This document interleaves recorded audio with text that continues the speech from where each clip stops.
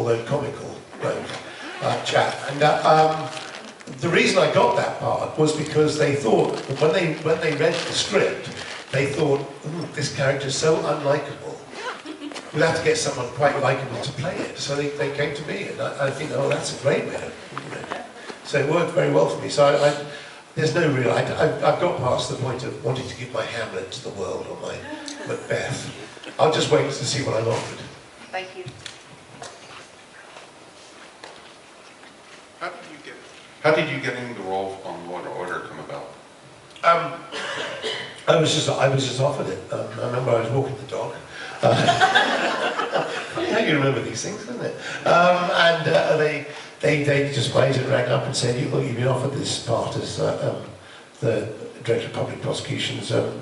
What do you feel about it?" And it happened to be one of the few series of that ilk that I watched, because I quite liked the fact that it was almost procedural. Sure. You know, I used to love those. I was a big fan of the Edmund Bain books, you know, the detective things we did, which was not about their personal lives at all. It was just a procedural. And too many series these days get tangled up with, you know, the personal relationships of the policemen or the lawyers. And this was strictly about the crime, the apprehension of the guilty people, and then the prosecution of those people. So I was a big fan of the series, so I thought, well, that fits in very well. And it wasn't too big a part, because I was only in the latter part of it, because I was the Director of Public Prosecutions. And I was very struck by the, you know, there's a thing in the acting profession in Britain, as time goes by, your career is divided into the 3 Ps. You know, and when you were early on, you want to know is how big the part is. That's the first question. The first question you ask your agent is, how big is the part? And as you get a bit older, your question is, what is the pay like? And then as you get even older, all you say, what's the parking like? And the parking on that job was very good, so, you know. Got a question in the back? What is your favorite classic Doctor Who story? It's one of mine. It's Caves of Androzani. Yes, I love that story. It was a great story to finish with. The caveat here is, except for the last 30 seconds. It seemed to lose something in the last 30 seconds. I don't know what went wrong. But up until the last 30 seconds of that story, I think it was one of the best classic Doctor Who stories there's been. We had a great director, we had Graham Harper directing it, we had a great writer, Robert Holmes, and we had a great cast, I think. And it all just melded together. Graham Harper was like a mad garden gnome. And everything just fell into place, and it was a great story to go out on. Except for the last 30 seconds, when I apparently turned into Colin Baker. Fate worse than death. Hi! Hi, Colin! Just kidding. Okay, next question. Hi. You said that for most of the time you seemed to have a firm grip on the script. You wasn't confused by most of what you were reading. Yeah. Were there any episodes during your tenure that even you had to be like, okay, what? I'm a little confused with what's going on? There were Snake dance? snake dance, yeah. Hello? Yes. Yeah, you cannot avoid holes in Doctor Who plots. They are there. And if you examine any of those scripts, modern or classic, you will find holes. And the thing to do is you just go as quickly over those holes as you possibly can, and then hopefully you don't fall down them. But yeah, there are problems in certain scripts. It wasn't really you're probably right about the ones you mentioned, but the problems I had with them are more to do with the realization of them. So I got into trouble once because I criticised time flight. Time Flight, I think, is a good story, actually, but we'd run out of money.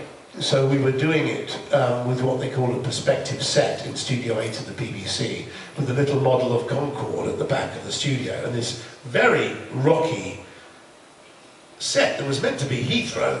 I did point out you couldn't possibly land a plane on those rocks, but no one seemed to take any notice. No one seemed to have thought of that. They just looked at me and went, oh, yeah.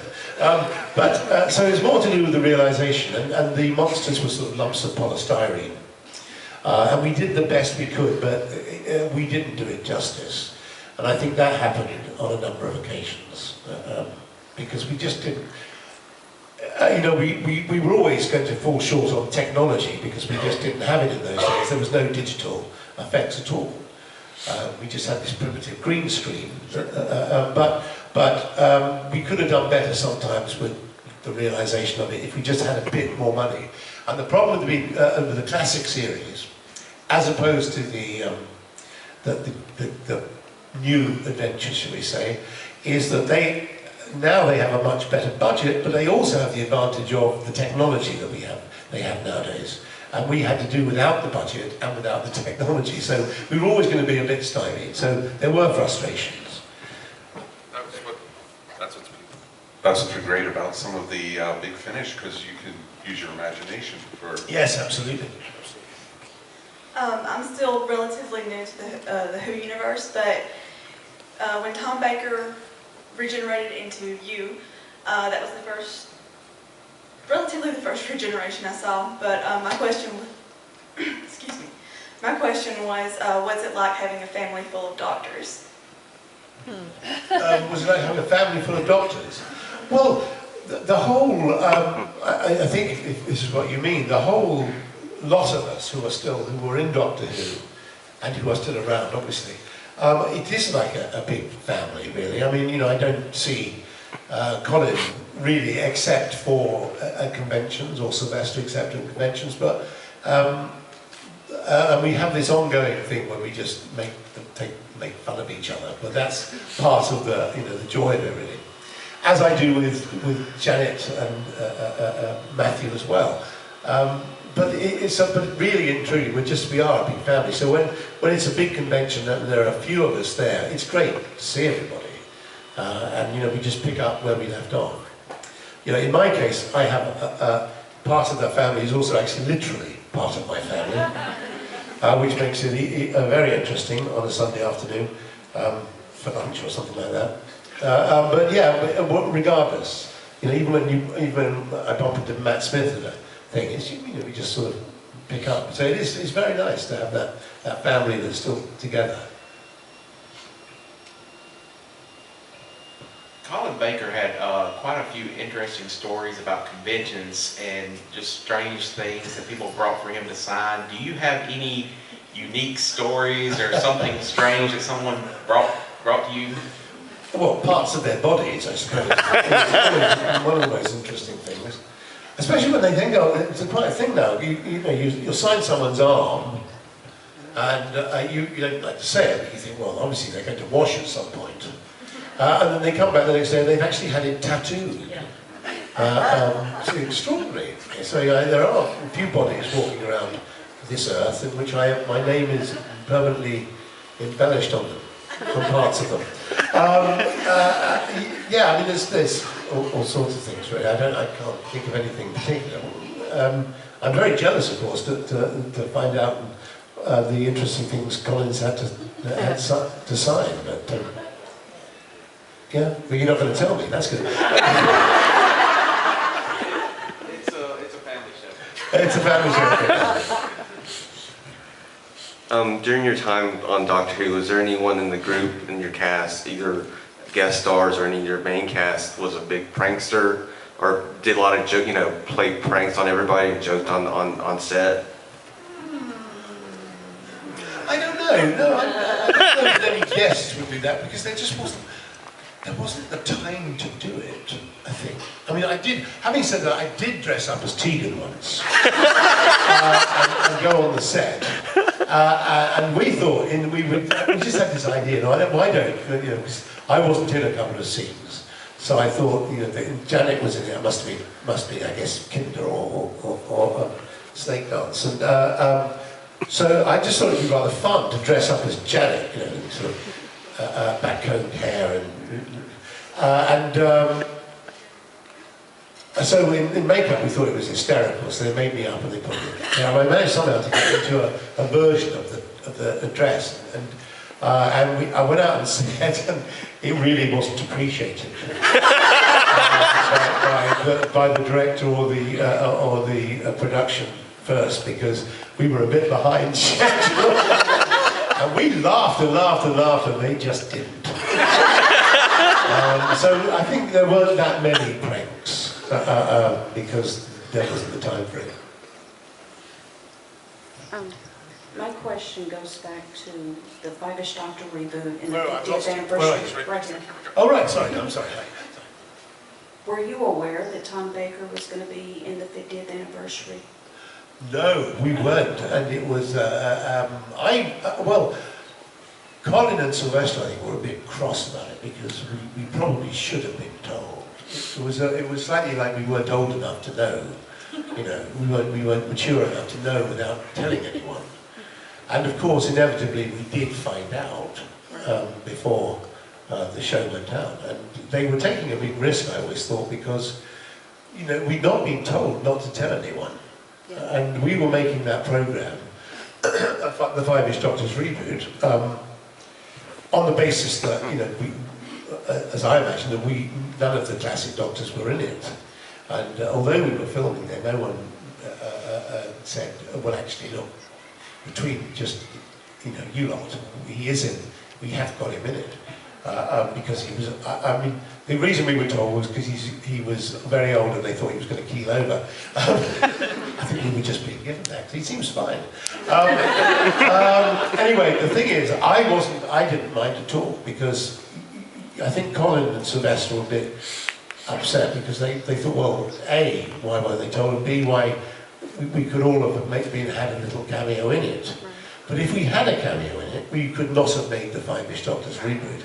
And I think in the end I managed to persuade them that what we were doing with the Five-ish Doctors was much better overall for them, for us, than 2 seconds or a minute in the 50th anniversary special.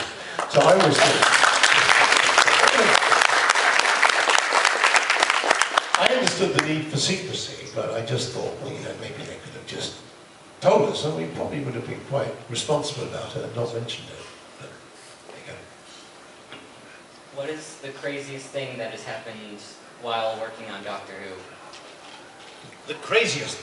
Yeah. The craziest thing. Oh, I don't know what the craziest thing was. We're at a convention. The craziest thing, I suppose, well, it was actually it was a blooper. It was when we were meant to, I forget the name of the show now. It was when we were, there was a horse and cart, and that we had to drive up to this gate. The Awakening? The Awakening, that's fine. We had to ride up this gate, and we had to jump off the cart and run through the church gate up to the church. And it was a good horse, it was a nice horse, but every time it stopped outside the gate, and we jumped off, it would then wander off. So we tried it 2 or 3 times, and we jump off, we run through the gate, and the horse would sort of get a bit bored and wander off with the horse and cart, with the cart attached to it, and eat a bit of grass. So somebody had the bright idea of putting its friend, the other horse, which was just a sort of backup horse, on the other side of the church gate, so that it wouldn't wander off. It would stay there because it could see its friend, in the distance. I was slightly worried about this when it happened, having worked on All Creatures Great and Small and knowing that animals seldom do what you want them to do. So we did a take. We ran up, the horse and cart stopped outside the church gate. We ran through it, and that theoretically was the end of the shot. And then I just heard people shouting, and I looked around to see that the horse had decided to go and see its friend on the other side of the gate, and was heading towards us with the horse, the cart, and the church gate sitting on top of the horse, and dragging the whole lot in one great entourage towards us. Lots of screams of panicking, and we just hid behind gravestones. It was all right, no one was injured, but it destroyed the church gate completely. That was, I suppose, the scary, the genuinely craziest thing that happened. But there are other moments too. Sorry. What's up? That's it? Can I just ask one here? Yeah, go ahead, I guys. just want to know if you have any plans for a sequel to Elizabeth versus the Garden Furniture. Oh, yeah. Well, it's just a matter of I put up on a Vimeo, didn't I? I think on my Vimeo thing. I was just in the house one day, and my wife was trying to put up this a rather battered piece of garden furniture, sort of umbrella. And she got more and more tangled in it. So I just kept filming this and thought, well, this is funny enough to put up on. Yeah, there's many I could have put up, but I'm not always ready with my video camera, unfortunately. But my wife does have a habit of getting herself into a tangle. We watched an old bit of videotape, which I wish I could have made so much money out of this, which was, this was some time ago. It would have been called Elizabeth versus the birthday cake, because it was Christmas Day, and my daughter Georgia was born on Christmas Day, so we thought it would be a very good idea if we, as normal, you get a birthday cake, and so my wife bought a birthday cake from the sort of store. She didn't buy it, and it was a very nicely decorated with lots of that pretty sort of silver foil paper around the side, and we hid it in the cupboard under the stairs. And at a certain point, after the Christmas lunch, Elizabeth went inside to light the candle so she could bring the cake out. We would all sing happy birthday. And I had my video camera there because I was going to film the actual singing of the song. But I hadn't switched on, sadly. Anyway, she went in the cupboard, and then there was just this loud scream. And my wife came out holding the birthday cake, which was completely on fire. Huge, great flame rising nearly to the ceiling, and she screaming, holding this thing, and then she just threw it across the kitchen into the sink. And unfortunately, it was only then I switched on the thing, because I didn't know what to do. I didn't know if she was burning to death. It was just this flame.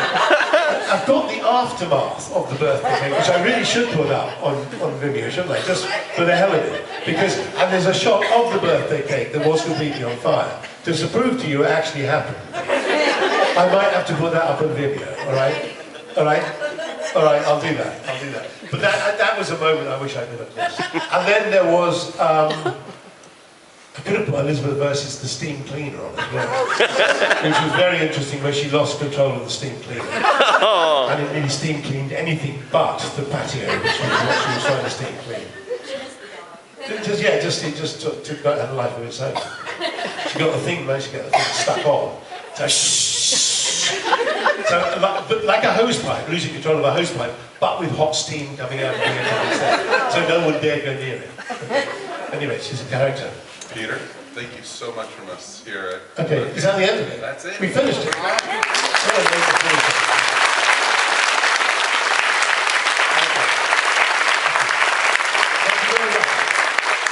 I'm going to treat this to you at the end of that, the aftermath of the birthday cake thing.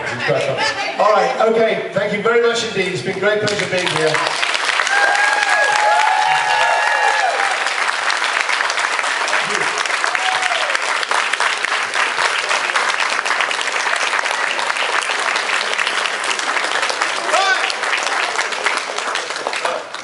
I'm not like my exit now. Good picture.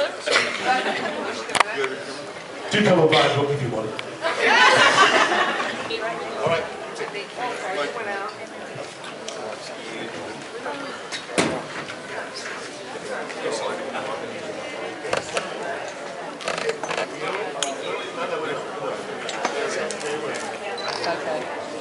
Okay. All right, cheers now. Bye-bye.